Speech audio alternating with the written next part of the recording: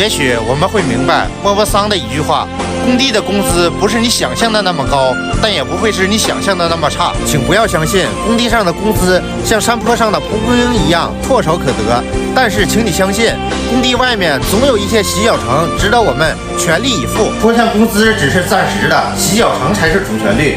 但是如何面对洗脚城，却把人分成了不同的样子。真正的成熟，并不是追求每个月按时发工资，而是那优质的398。罗曼·罗兰曾说过，世界上只有一种英雄主义，那就是明知道工资发不出来，还坚持去，并依然热爱它。